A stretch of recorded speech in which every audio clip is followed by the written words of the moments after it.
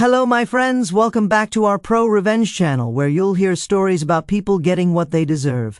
In this episode, Opie pulls the ultimate revenge prank on his father by pretending to have a boyfriend. The second story is one that gave me a really good laugh, guys, and it's why you should never mess with a sound guy at a concert.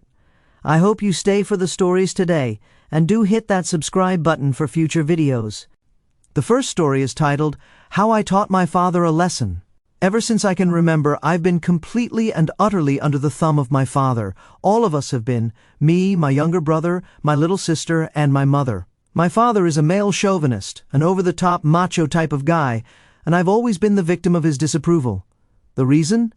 I didn't really fit in with his image of the ideal son. I was, for lack of a better word, a bit of a girly boy growing up. I wanted nothing more than to dance and frolic around in dresses. When I was about 4 or 5, my mother had this big box of dress-up clothes. She brought it down from the attic, and I immediately picked out the prettiest, frilly, pastel-colored dress I could find. I pranced around in it and declared myself a princess, announcing that I was now a girl. This went on for a few months, but strictly during the day when my father was away at work. I watched ballet videos with my mother, who's a soft-spoken and open-minded woman. She worked part-time as a social worker in those days, and I was happy and carefree. My father, on the other hand, was and is an authoritarian figure. He had himself legally emancipated at an early age just so he could join the army ahead of time. After 3 years in the army, he left as a lower-level officer and started a career as a seaman. He was a captain when he and my mother met and had me. Later, he left his naval career and became a traveling salesman. Think Don Draper, but as a 6'4" Western European man with curly graying hair and piercing blue eyes. I've always found him incredibly intimidating, and I think my mother did too. Anyway, long story short, he came home early one day. He saw me in my dress and told me in an icy cold voice, "Go and take that off. After you take it off, go sit on the sofa." So, I took it off, my little hands trembling. Next, he summoned my mother into the room. He demanded to know what the heck she'd been doing to his boy. I've never seen a person shrink so much so quickly. I myself was like a tiny fly on the wall at this point, barely present. He took the box of clothes up to the attic, put a lock on it, and informed us that we were not to touch it until they had a daughter. It stayed there in the attic, untouched, until my sister was born 10 years later. My father took more of an interest in my upbringing after this point. He took me to see Navy ships and races and made me go into martial arts. He seemed determined to make a man out of me. And in some ways, he succeeded. One thing he allowed me to do was keep my hair long. I was bullied at school for it, and at one time, I wanted to cut it off for that reason, but he insisted that I keep the long hair to face the bullies and stand up to them every time they called me a girl, to show them how much of a girl I was. And I did just that. It toughened me up in some ways, but it also damaged me in others. By the time I went to college, I had grown into a pretty normal dude. I wasn't gay, and I wasn't even a cross-dresser, although deep down inside, I still had those urges. I tried desperately to fit in and be what he wanted me to be, but I also grew more and more resentful. In college, I made a lot of different friends, including some guys I'd met in an acting class we both took. One of them was pretty much your typical flamboyant and fabulous type of guy. He was as over-the-top gay as my father was over-the-top straight. I told him one night when we were drinking about my upbringing and my terrible father. My friend, let's call him Paul, suggested that I should get back at him. I asked him how, and basically he said, "Why not pretend you're gay? But not just say it over the phone or even to your father's face in person. No, much better. You'd hint for weeks in advance about having met somebody and being in a relationship, and you'd say it was a girl. You would ask if you could bring Paula over for dinner at Christmas when the whole family would be there, and you'd arrive at the house with Paul instead." So, I did exactly that.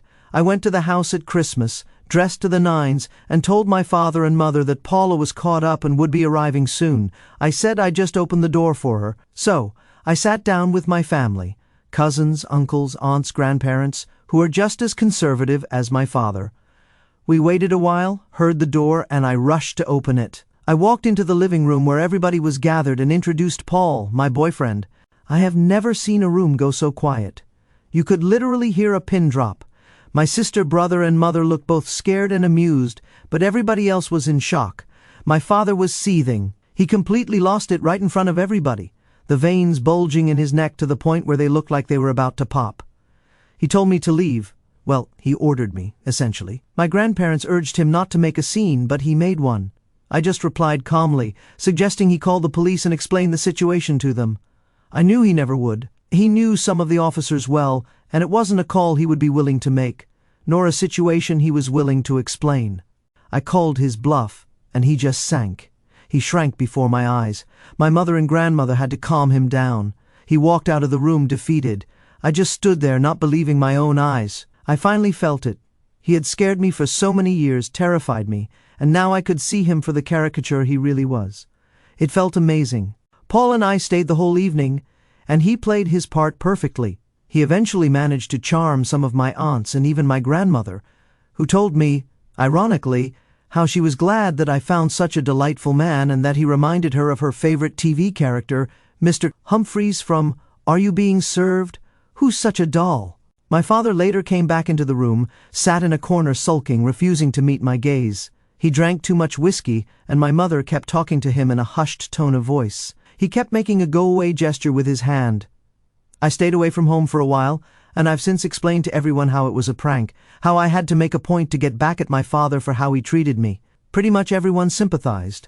I didn't lose anyone in my family over what happened, but my father lost a lot of respect in people's eyes. I feel he was always in control of things, always directing the scene, but now he doesn't anymore. I do my own thing, my sister does her own thing, and he cannot order people around anymore.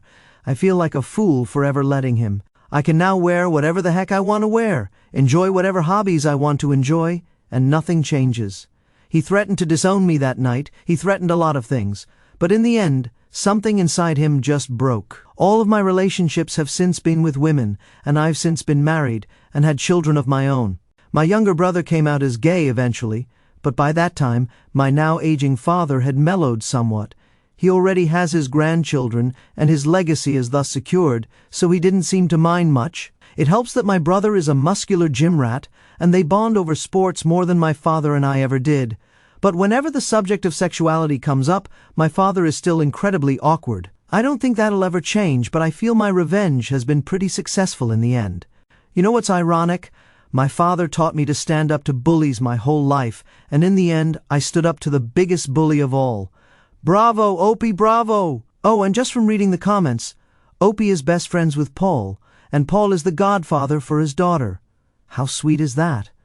A pretty wholesome ending to a pro-revenge story. I would have loved to see the dad's face when Opie brought Paul in and not Paula. This next story is titled The Suck Button.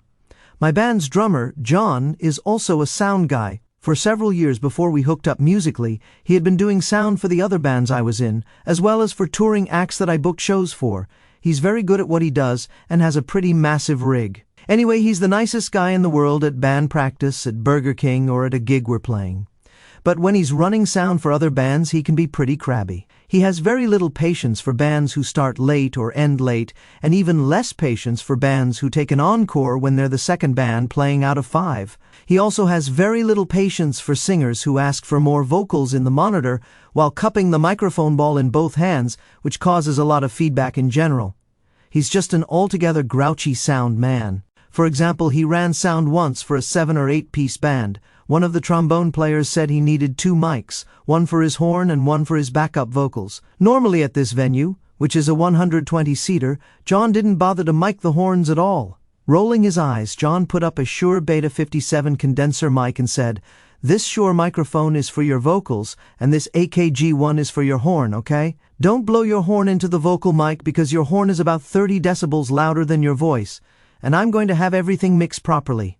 The horn player nodded his head. During the second song of the set, apparently, this trombonist was set to get a solo. Right before his solo started, he grabbed both mics, pushed them together so that the capsules were actually touching, and then blew his fortissimo opening notes into both mics. I was sitting at a table in the back by the soundboard at the time, and John's limiters caught most of it, but I still had ringing in my ears for 2 days. At the end of the song, John muted both of the guys' mics, left them on mute, and basically threatened to make the guy regret it if he ever pulled that stunt again. John did this through his talkback mic, which was clearly audible over the monitors. The crowd burst into laughter, and the horn player went bright red in the face. At any rate, for years, I'd heard John threaten bands with the suck button. Bands who were taking too long to set up, or whose members repeatedly refused to follow directions, would be threatened. He'd always say something like, "Pull that again, and I'm going to hit the suck button on you guys." I took it to mean he would intentionally make them sound bad, but he never followed through on the threat, so I took it as a vague, general warning. So, anyway, a little while back, he's running the sound on a 4-band show. The second band had him running 20 minutes behind before they even played a note because their lead guitarist was late. Their allotted set time was 40 minutes, but their last song ran over. By the time it was done, they'd played for almost 45 minutes. John said quietly over the talkback mic, "Hey guys, you're done." The lead singer said loudly over the vocal mic, "The sound man says we gotta get off stage, but we got one more song for you," as they kicked into another soupy jangle rock tune. John shook his head at me, and then the most amazing thing happened. After their encore, this band kicked straight into another song without announcing it, apparently in the hopes that John wouldn't notice it was a different song. John leaned over to me to be heard over the PA and said, "Hey, you want to see the suck button?" I said, "Sure." I figured he was going to mess with the levels or just turn them off or something. Instead, he reached into one of his racks and started scrolling through patches on his trusty Digitech unit. Sure enough, he got to a patch titled Suck Button. He engaged it, and all heck broke loose on stage. The lead singer and the lead guitarist, who was singing backup, immediately started to sing way off key. They tried to get back into tune, failed, trailed off mid-line, tried again, and started glaring at each other. The guitarist was so distracted by this that he started messing up the chord progression and went way off tempo. The whole song was pretty much derailed. The guys were singing out of tune, playing off tempo, and it was glorious for the entire 4-minute duration of the song. I was treated to this band sounding like garbage and getting madder and madder at each other. John explained the patch to me.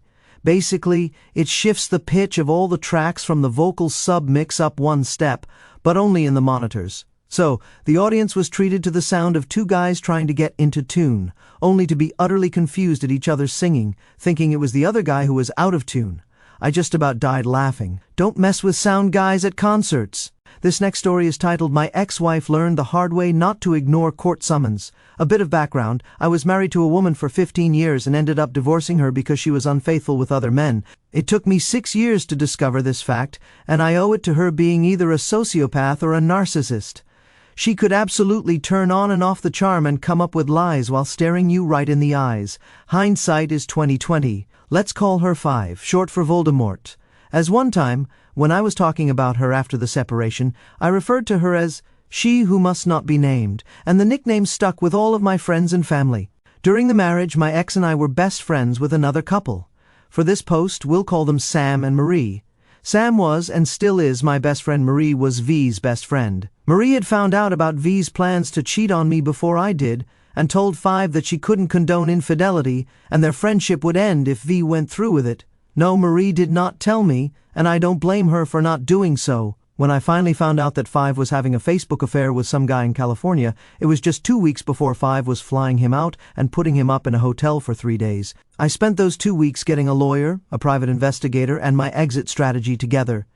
I left her the weekend after their hotel stay. She would spend the days with him and come home for the afternoon and evening without a shred of guilt showing in her interactions. The private investigator had gotten pictures and video of them leaving the hotel, eating lunch together, and then heading back to the hotel. I first stayed at Sam and Marie's in their in-law basement apartment, eventually moving to a small apartment back in town where 5 lived. Fast forward 9 months and I'm divorced from 5th. We had one daughter, let's call her Rebecca. She was 13 at the time, still living at home, and we were trying shared custody. We lived about a quarter-mile apart. There are 2 other kids from the marriage, but they were living apart from us at the time, and they don't play a part in this story. We had acquired a lake house during the marriage and had listed it for sale. We had it written into the divorce agreement to split the proceeds, but paying half the mortgage on that and the rent on my apartment was really stretching me thin financially. One day, Marie emailed me with a subject line in all caps saying, "5 just tried to get me fired." Long story short, V emailed Marie's boss, claiming that Marie was gossiping about 5% on sales calls to customers. But her boss knew it was nonsense and told 5 as much. Wisely, Marie didn't wait around to see what was next. She went to the local courthouse that day and filed for an anti-harassment order against 5th. It took several visits to the judge, as Five chose to ignore multiple court summons so that the judge could hear her side of the story. Eventually, the judge granted the order because Five never showed up to court. During this time, Five called 911 multiple times.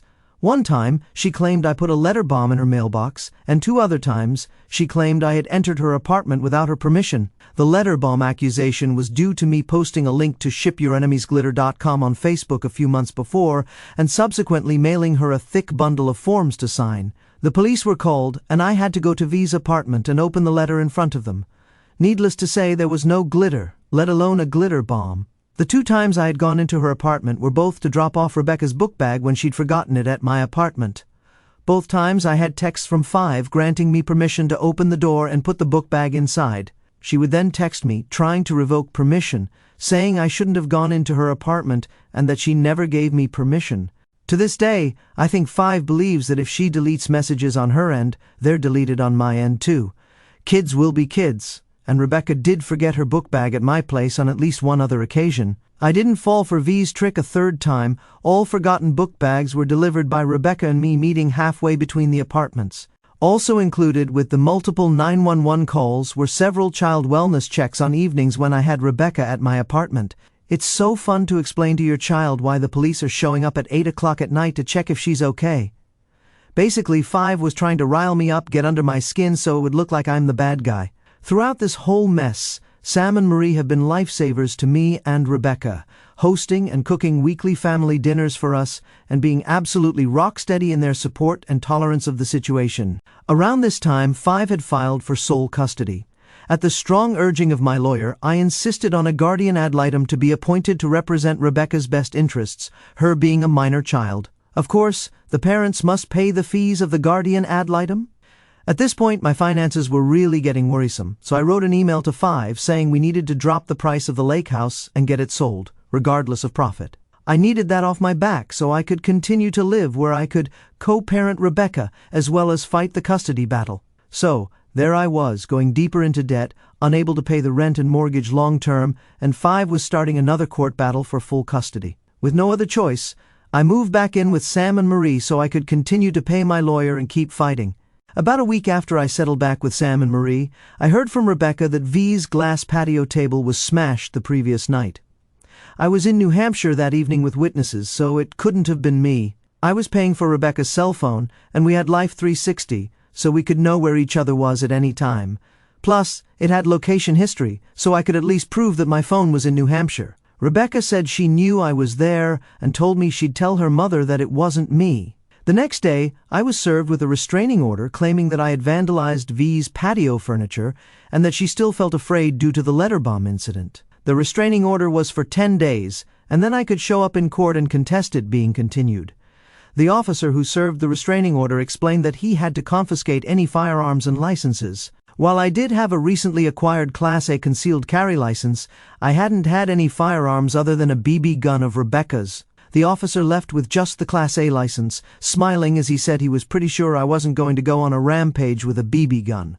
The first thing I did the next day was go to the police station and request all incident reports that had involved me since I left her. I knew of 7 incidents, but the desk sergeant informed me that they had 19 incident reports from V. He talked to me a bit, clearly trying to get a feel for what kind of person I was and what was going on. We parted company with him, assuring me that the patrol officers would now know what's going on, and the police department would do right by me so long as I kept my cool. Fair enough. 2 nights before the court appearance to contest the restraining order, Sam, Marie, and I were sitting on their porch, drinking some beer and brainstorming about what I was going to say to the judge. I was a bit discouraged because I knew it was going to be a he said, she said situation, and I was living in Massachusetts, where, if your chromosomes don't match, you are a second-class citizen when it comes to parental rights. Plus, V deserves an Oscar for how well she plays the victim. It wasn't looking good. Marie suddenly said, "Hey, let me see that restraining order." I handed it to her, and she said, "Hey, this is my judge. She's the judge that granted me the anti-harassment order against Fifth." "You're kidding." Sam and I looked at each other in amazement. Marie said, "I swear it is. Let me go get it." Marie went back inside and came back a few minutes later with her court order, and sure enough, it was the same judge. My grin felt like it was going to split my lips. Now I knew exactly what to do. Now for the meat of the story, the court date to contest the restraining order arrived, and I was there first thing, just me, no lawyer, because he had to appear in court elsewhere. I strongly hoped that V wouldn't show up, but she did, with someone other than her divorce lawyer. Before court was in session, her new lawyer approached me and offered to let the no-contact order lapse, but wanted a do-not-abuse order left in place. I politely declined the offer, stating that I had done nothing to warrant either order and that I wanted the judge to hear my argument. V's lawyer was taken aback by this a bit and then shrugged as if to say, "It's your funeral," and walked back to where V was sitting. We went in front of the judge, and Five told her side of the story. I started telling mine, introducing all the incident reports from the police department, but V's lawyer didn't have copies of all of them, so the judge sent us back to the gallery to await a second call while V and her lawyer reviewed the reports. When we were called back, the judge started to go into the content of the police reports, and I stated that the content was almost irrelevant, but she insisted on going through them. During that, V emphasized 2 incidents where I briefly entered her apartment with her permission, but she characterized them as me doing so without her permission. I said that, if necessary, I would be able to provide communications where she gave me permission. When going through the first police report from the night, Five also tried to characterize me as having a multiple personality disorder, as told to her by our shared primary care physician. The judge asked her, "This doctor told you this without his permission?" She replied, "Yes, Your Honor." The judge looked at me puzzled. I shrugged and said, while slowly shaking my head in disbelief, that I have a very close relationship with my doctor, and I highly doubt that he would violate HIPAA. The judge didn't look fazed, but I think she got the message that Five wasn't being entirely truthful. As we went through the police reports, I reminded her that my point wasn't the contents. But I thought V was using the courts to harass and intimidate me to make me look bad to the guardian ad litem. I brought up that this isn't out of character for Five, as she has an anti-harassment order in place against her, put there by you, Your Honor. The judge blinked at that bit of info. I gave her the details and reminded her that Five declined to show up at multiple hearings.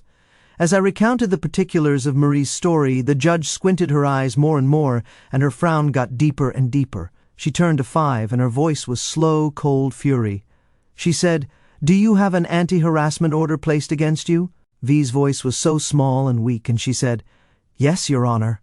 I so wanted to look at V's face to see her reaction, but I kept my eyes locked on the judge. The judge pointed at Five and said, "Why didn't you show up to the hearings?" There was a pause as V struggled to find some excuse, and she said, "Because I didn't want to." The judge waved her to silence. I think that was the turning point, as I think she was going to grant the request for the do not abuse order, but she turned to me and said sternly, "I think there is a bit of this going on both sides, but clearly she wants you to stay out of her apartment." I told her, "Never again, Your Honor." The restraining order was terminated with a bang of her gavel, and we were done. Because the restraining order was terminated, legally, it meant it never happened. I got my class a concealed carry license back the next day, and ultimately won the custody battle, a large part of which was the termination of the restraining order. Folks, that was the first story posted by OP, and his ex-wife definitely sounds like a real piece of work, a truly charming person. The next story also relates to his ex-wife and is titled, "Ex-Wife Tries to Frame Me for Theft, and She Fails." Background: at this point in the saga, having lost the custody battle, Five is moving to New Hampshire to be with her then primary lover, now husband number 5. A detail that amuses me to this day is that he shares the same first name as the Facebook lover from California, as mentioned in my first post. I always refer to them as Paul number 1 and Paul number 2 when talking about them. Yes, I'm easily amused. About a month after the custody hearing in which I got full custody of Rebecca, V and I had an email exchange in which we agreed that I would go to her apartment and take Rebecca's captain's bed and some of Rebecca's belongings. The day the movers arrived to pick up V's stuff, she was moving 75 miles away to central New Hampshire, having burned pretty much every bridge in the area. Sam, who drives a truck, graciously agreed to come along to both help and be a witness. We got there around 7:20 in the evening and knocked at the door. After a brief wait, V opened the door, her iPhone glued to her ear. She sullenly mumbled something about her stuff being upstairs and then headed off to her second-floor bedroom, weaving and mumbling something that made me stop and think. I didn't quite get it, but I recall thinking, I really can't go in here without a witness. So I stuck my head out the door and said, "Sam, come on, you need to come in here with me." We went in, and holy cow, it was a junkyard. It wasn't quite filthy, but it was beyond cluttered. By now, 5 had disappeared into a room, completely slamming the door. It took me a bit of wandering to find Rebecca's room. It wasn't that she was in the middle of packing, but there was stuff everywhere. Dust, cobwebs, tracked-in dirt, unwashed dishes, empty bottles of wine, dry dog food. You get the idea. Sam and I started gathering up Rebecca's stuff and took some items out to the car. I realized we needed an Allen wrench to take apart the bed, so I went out to the car to get one and came back in. In the lull in activity, V had come back into the living area but went right back into her bedroom as we climbed the stairs, the phone still glued to her ear. It took a bit, but we finally got the bed taken apart and moved most of the stuff in Rebecca's room out to the front lawn. Without conferring, it was clear that Sam and I decided to get the stuff to the front lawn and worry about packing the vehicles after we were completely out of the house. It's at this point that things started to get weird. Sam was carrying out the second-to-last load when 5 popped her head out of the bedroom door, looked out from the balcony and said, "Why are you taking stuff out of my house?" Sam dropped what he was carrying and exited the house. He knew what was up instantly. I came out of Rebecca's room, and 5 clearly didn't realize I was still there. I said, "You agreed via email that we would take Rebecca's bed tonight." She looked startled and said, "Is that Rebecca's stuff?" "Of course it is," I replied. "You said her stuff was in her room. I took what I was carrying and went outside." Sam said, "Dude, that's not right. I have a bad feeling about this. We need to call the police." I said, "You're absolutely right." I could tell Sam was expecting me to object, and he did a double take when he realized he wasn't going to have to convince me. I called the police and said, "Hi, my name's Jack Crow, and I live at 321 Main Street here in Roseville." While I was talking to the police on the phone, I was aware of 5 coming to the door, opening it, and becoming quite agitated as she realized I was talking to the police. By the time I finished the following explanation, she slammed the door and was stomping around inside the living area, heatedly talking on her phone. I said, "I'm at my ex-wife's apartment, getting some of my daughter's belongings, as we'd agreed via email. While I'm getting the last of the stuff out of the house, my ex-wife demanded, 'Why are you taking stuff out of my house?' So to protect all parties, I'm asking that a police officer come by to verify with Miss Crow that she agreed to this and that she's fine with what we've removed from the house." They told me an officer was on the way. As I was waiting for the officer to arrive, leaning nonchalantly against the front of Sam's truck, with Sam standing right there next to me, just shaking his head, he said, "I'm going to call Marie and let her know what's going on." Right about then, 5 threw open the front door, muttering something about not having gotten all of Rebecca's stuff, and proceeded to deposit another laundry basket piled high with clothes and other items on the front stoop before disappearing back inside. I started to whistle "Pop Goes the Weasel" just for kicks. The stuff we'd moved was sitting on the front lawn, and we left it there. After about 5 minutes, the officer arrived. He stepped out of the patrol SUV, and I slowly approached him, arm extended to shake his hand. "Good evening, officer. I'm Jack Crow." "Good evening, Mr. Crow. I'm Officer Johnson." We shook hands. I gave him a brief explanation of the situation, and he commented that I was right to call him, and that he'd go speak to Fifth. He was up there for about 2 minutes, and then came back down and said, "You guys are good to go." We briefly chatted with him, apologized for having to get him involved, and he replied, "No, you did the right thing. I liked him a lot."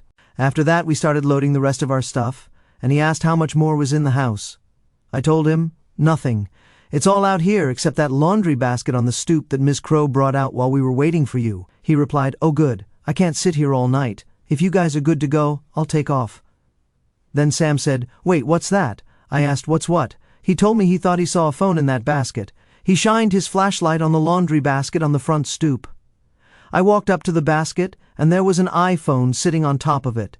I picked it up, and it looked like Rebecca's old iPhone 4. I told him, "It's just my daughter's old phone. I'll take it with us." I carried the basket down to my car and put it in the back seat. Just as I was walking away, it rang. It was an incoming call from V's landline. I realized it was V's phone. I picked it up and answered, "Hello?" Click. I looked at the front, and there was a text from her boyfriend on the lock screen asking, "Is he gone yet?" Yep, it was her phone. I waved down the officer and said, "Wait, officer, I was wrong. It's Miss Crow's phone. Can you please return it to her?" He took it from me, returned it to 5 at the front door, and walked back down to us. "Okay, you're still good to go. I'm going to go now," he said. I told him, "If you could please swing by again in 15 to 20 minutes, if we're still here, you might want to pull in and make sure we're still okay." Not 5 minutes after he pulled out, while we were still loading stuff, V popped out the front door again, phone glued to her ear, and said, "Is the officer still here?" I told her no, and she said, "Get him back." "Why?" I asked. "I want him back." "Get him," she said, and went back inside. I was briefly tempted to tell her, "If you want the cop back, you call for him," but that little voice in my head said, "You call." So I redialed and requested that Officer Johnson return to the address again. Sam and I assumed our waiting positions at the front of the truck. A few minutes later, Officer Johnson arrived. He grinned at me, and I told him, "She just came out the front door after you left, asking for the police to be called." He went up to see what she wanted. V handed him her phone. He talked for a few more minutes, hung up the phone, continued speaking with V for 20 more seconds, and then returned to us. I looked at him quizzically, and he said, "No worries, guys. You're still good to go, but I'm going to stay until you're done here." I continued to give him the raised eyebrow, and the officer told me she wanted to accuse you of trying to steal her phone, but I pointed out to her that I was the one who noticed it in the basket, and you hadn't touched it yet, and that you were the one to ask me to return it to her. Just finish up, guys. We all want to get home where it's warm. And this is my view on these story. Story 1, How I Taught My Father a Lesson. I'm in awe of the courage it took to pull off this prank on my domineering father. His rigid, chauvinistic control over my childhood, especially locking away the dress-up clothes, left scars, and I relate to that resentment. Bringing Paul to Christmas dinner as my boyfriend was a brilliant way to flip the script, exposing his fragility in front of the family. The silence in the room and his defeated sulking, pure victory. I love how Paul charmed the aunts, turning the night into a triumph. It's empowering to see my father's control crumble, and I'm glad it freed me to live authentically. His irony of preaching against bullies while being one is poetic, and this revenge was a masterclass in standing up to him. Story 2, The Suck Button. John's suck button is genius. As a sound guy, his frustration with entitled bands is relatable, especially after that trombonist's mic fiasco. I laughed so hard imagining the band's encore derailed by his pitch-shifting patch, making them sound awful in their own monitors. The chaos of them glaring at each other, off-key and off-tempo, is glorious. I've dealt with performers who ignore tech crews, and John's subtle sabotage is the perfect comeback.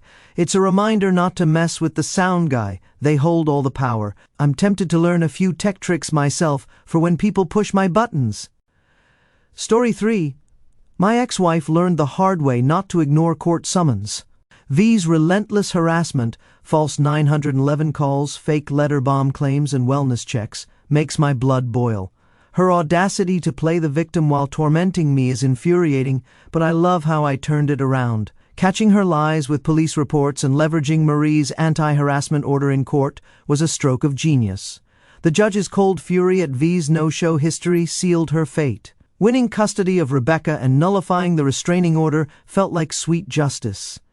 I've seen manipulative exes try similar tactics, and staying calm with evidence is the way to go. V's downfall proves ignoring court summons is a losing game. Story 4. Ex-wife tries to frame me for theft, and she fails. V's attempt to frame me for stealing her phone is pathetic. Her chaotic apartment and sneaky phone plant scream desperation. I'm proud of my quick thinking, calling the police preemptively with Sam as a witness. The officer's return of her phone, proving I never touched it, was the perfect shutdown. Her flustered reaction when caught lying is so satisfying. I've dealt with people twisting narratives to make me look bad, and having solid evidence like emails and witnesses is a lifesaver. V's bridge-burning move to New Hampshire with Paul number 2 is her own karma. This victory reinforces the power of staying one step ahead of manipulators. And that's it for this episode of our ProRevenge channel. If you guys enjoyed that story, hit the thumbs up. If you want to subscribe, be sure to hit that subscribe button so you don't miss out on future revenge stories. I'll see you guys in the next one.